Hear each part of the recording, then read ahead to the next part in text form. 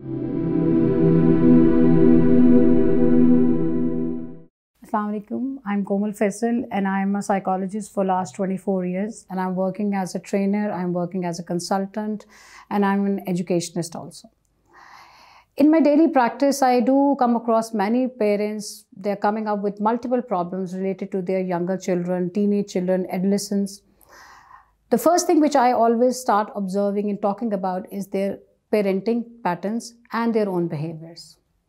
I know today we have a 65%, approximately 65% of youth population, and they are like an asset to us and they're going towards the wrong directions. We do agree with this.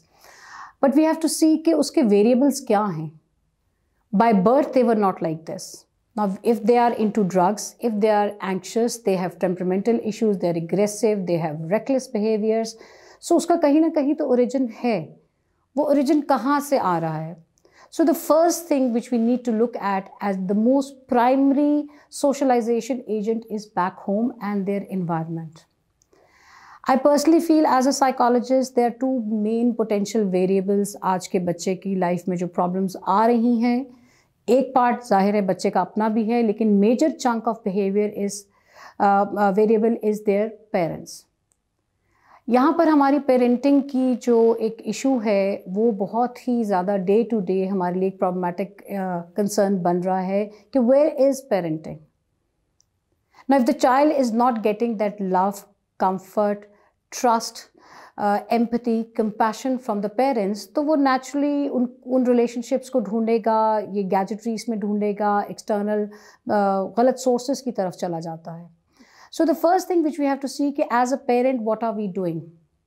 Are we playing the responsibility? Are we actually there for the children when they require? I always say कि हम हर वक्त बच्चों को सुनाते रहते हैं. कितना time हम उसको सुनते हैं एक दिन में? अगर हम एक एवेलुएट करें, एक रिसर्च कर लें, एक सर्वे कर लें, एक फैमिली के अंदर भी कर लें कि एक दिन में मैं बच्चे को ये कहूँगा ये करो, ये करो, ये करो, ये करो, बट मैं कितना टाइम स्पेंड करती हूँ उस बच्चे को सुनने में कि क्या वो क्या कहना चाहता है. रिसेंटली किसी बच्ची से मेरी बात हो रही थी, स्टूडेंट से, और हम ऐसे ही कुछ बात कर रहे थे, तो उसने एक बात कही जिस पर मैं भी चुप हो गई. उसने कहा कि देखें, ठीक है, वी डू नो दैट हमारा एज ए यंगर जनरेशन हमारा भी कॉन्ट्रीब्यूटरी फैक्टर है, बट आप मुझे बताएं कि अगर मैं अपनी माँ को हक करती हूँ, वैसे दिल चाह रहा है मुझे अपनी माँ को हक करने के लिए और मैं करती हूँ, एंड द मदर सेज क्या चाहिए, क्या ज़रूरत है, कितने पैसे चाहिए, तो ऑब्वियसली बच्चा डिसकनेक्टेड फील करता है. वो इमोशनल गैप कम हो गया है, बल्कि वो अब इतना ज़्यादा हमारे अंदर कम्युनिकेशन का इशू आ गया इन बच्चों का और पेरेंट्स का कि now it is a matter of concern. आज अगर आपका बच्चा ड्रग्स में बैठा हुआ है, आज आपका बच्चा सुसाइडल अटेम्प्ट्स कर रहा है, गॉड फॉरबिड, अल्लाह ना करे, वो सेल्फ म्यूटिलाइजिंग बिहेवियर्स में जा रहा है, तो फिर आप भी हम भी तो कहीं रिस्पॉन्सिबल थे. वो ओवरनाइट नहीं बना, वो आहिस्ता आहिस्ता, चाहे वो एक ऐसे घर में पलता बढ़ रहा है जहाँ माँ बाप मुस्तकिल लड़ते चले जा रहे हैं और ये सोचना कि बच्चे पे इफेक्ट नहीं होता, ये आप अपने बच्चे के साथ सबसे ज़्यादा डैमेजिंग बात ये कर सकते हैं कि आप उसके सामने लड़ते हैं. दूसरी बड़ी कॉमन चीज़ ये जो हमारे यहाँ होती है कि बच्चों को कंपेयर किया जाता है. सिबलिंग को सिबलिंग के साथ कंपेयर नहीं करना चाहिए. कज़न का बच्चा, उसने ये किया, आपका बच्चा इंडिविजुअल है. उसके बाद फिर हम आगे चले जाते हैं. ये भी मैंने बहुत कॉमनली देखा है कि हम बच्चों को क्यों डे वन से ऐसे पाल रहे हैं जैसे वो हमारी कोई इन्वेस्टमेंट्स हैं कि आज मैंने तुम्हारी फीसों पे इतना लगा दिया, मैंने ये कर दिया, वो कर दिया और तुमसे वसूल करना है. नो, वो आपकी इमोशनल इन्वेस्टमेंट्स होनी चाहिए, नॉट कोई फाइनेंशियल इन्वेस्टमेंट्स. फिर आपके बहुत से टाइम होते हैं जब बच्चा प्यूबर्टी से गुजर रहा है, टीन एज से गुजर रहा है, उसकी फ़िज़िकल चेंजेस हैं, उसकी साइकोलॉजिकल चेंजेस हैं. क्या आप उससे उसमें बात कर रहे हैं? नहीं कर रहे. वो कहाँ से इन्फॉर्मेशंस ले रहा है? नेट से ले रहा है, अपने ही एज बच्चों से ले रहा है. वो गलत सोर्सेज की तरफ जा रहा है क्योंकि आपने उसको वो प्रोवाइड नहीं किया हुआ.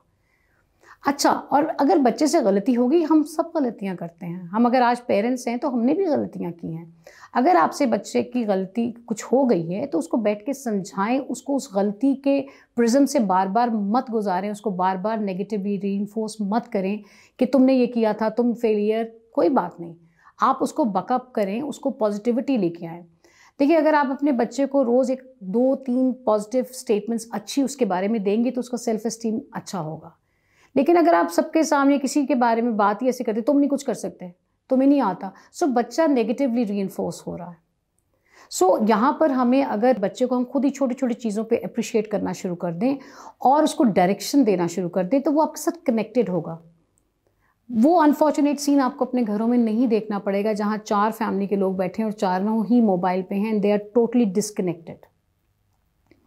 मुझे बड़ा अजीब लगा जब कोविड के सिलसिले जब हुए और टोटल लाइफ लॉकडाउन में चली गई थी, और मोस्टली लोग कंप्लेन करते थे और मैं चुप हो जाती थी इस बात पे, मैं क्या जवाब दूँ, कि कहते घर में क्या करें भाई, आप अपने घर में एलिनेटेड फील करें। आपके घर में तो आई थिंक मैंने तो सबको ये एडवाइस करती थी कि ये वो टाइम है जहाँ पर आप अपने रिश्तों को री इन्वेंट करें, रीवैम्प करें, रिपेयर करें, अपने पेरेंट्स के साथ इंटरैक्ट करें, पेरेंट्स बच्चों के साथ इंटरैक्ट करें, उनके साथ बात करें, उनकी प्रॉब्लम्स को शेयर करें, उनको लाइफ के बारे में बताएं, अपने एक्सपीरियंसेस के बारे में बताएं in a friendly manner, not actually hitting their self esteem and giving them any negative comments. So parenting में be there for your child. Don't think कि भाई वो एक ऐसी प्रोडक्ट आपने पैदा कर दी है जो फ्लॉलेस है, जो मिस्टेक नहीं करेगी। What is all learning all about? हमने भी ऐसे ही लर्न किया, गिरे, उठे और फिर ज़िंदगी में भागना दौड़ना सीखा। इसी तरह बच्चा आपका in the process of learning है। अब जब बच्चे ड्रग एडिक्ट्स बन रहे हैं, मैं तो इस बात को समझ नहीं पाती एज अ साइकोलॉजिस्ट के पेरेंट्स को पता क्यों नहीं चल रहा उनके बिहेवियरल चेंज का। वो तो इंस्टेंट इंडिकेटर्स आने शुरू हो जाते हैं, आप क्यों इग्नोर कर रहे हैं? बच्चा अगर इमोशनली डिस्टर्ब है, उसका कोई भी इमोशनल टर्मोइल हुआ हुआ है, तो वो ड्रग्स पे क्यों डिपेंड कर रहा है? वो अपने माँ बाप पे क्यों नहीं डिपेंड कर रहा? वो यूनिट क्यों नहीं है? क्यों वो बड़ा भाई बड़ी बहन वो रोल प्ले नहीं कर रहा कि चलो कोई बात नहीं है, we are there emotionally for you. So ये जब एब्सेंसेस वैक्यूम उसकी लाइफ में क्रिएट होना शुरू हो जाते हैं, इमोशनल वैक्यूम्स क्रिएट होते हैं, तो वो फिर गलत रास्ते की तरफ चला जाता है, वो एग्रेसिव हो जाता है, वो अनफॉर्चुनेटली गलत एक्टिविटीज़ बहुत ज़्यादा आजकल हो रही हैं उनकी तरफ चला जाता है। और कुछ बच्चे बहुत ही कोई अनफॉर्चुनेट हो जाता है, अनलकी हो जाता है कि वो सुसाइड भी कर लेते हैं। अब कल परसों चौथ मैंने एक इंसिडेंट सुना, मैं फिर हैरान रह गई कि एक बच्चा था, उसका 4 साल का कोई थीसिस वर्क चल रहा था और वो उसने सबमिट करवाना था अपने प्रोफेसर को, एंड समहाउ द अदर उसका वो डाटा डिलीट हो गया और 4 years उसके वो। अब इस वक्त मेरे ख्याल say that was a time when he needed the family. The first thing he did was he committed suicide. अब आप सोचें कि एक थीसिस का प्रेशर, इतना प्रेशर हम बच्चों के ऊपर डाल देते हैं, इतना तुमने ये करना है, तुमने ये डिग्री लेनी है, तुमने, भाई उससे भी पूछें वो क्या करना चाहता है। वो एक इंसान है, वो एक ऑब्जेक्ट नहीं है जिसको अपने एक जगह एक फ्रेम में पुट इन कर देना है। So try to be there for a child. आप सबसे पहले एज पेरेंट्स, आपके लिए सबसे इंपॉर्टेंट चीज़ होनी चाहिए, पहले आपके बच्चा, उसका मेंटल वेलबींग, फिर उसका एकेडमिक और उसका प्रोफेशनल वेलबींग वगैरह, जो आप भी उसको कैरियर देना चाहते हैं। दूसरा पार्ट आ जाता है बच्चों का। पेरेंट्स का तो है ही है, ठीक है, ज़्यादा रोल होता है, नर्चरिंग पेरेंट्स ने करनी है, और हम इस बात को एग्री करते हैं कि बच्चा जो भी कर ले, पेरेंट्स का अनकंडीशनल लव होता है, जैसे अल्लाह ताला का अनकंडीशनल लव हमारे लिए होता है। इसी तरह वही चीज़ अल्लाह ताला ने पेरेंट्स में डाली हुई है कि वो बच्चे को जो भी गलत करे फिर वो अनकंडीशनल एक्सेप्ट करते हैं, लेकिन उसको ठीक भी करना हमारा काम है। अब दूसरा पार्ट आ जाता है जो बच्चों का है। Unfortunately, too much over dependency on the social media, which is, I personally believe, is the worst source of information for you.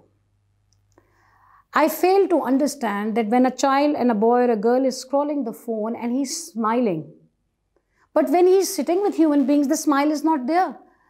So वो एक स्माइल जो है, वो एक साथ बैठे जो उसके साथ इंसान, जीता जागता इंसान है, उसमें से वो नहीं ले पा रहा, लेकिन वो मशीनों के थ्रू और सोशल मीडिया के थ्रू, इन सारी एप्लीकेशंस के थ्रू वो हैप्पीनेस ढूंढ रहा है। हैप्पीनेस तो ह्यूमन कांटेक्ट से आती है।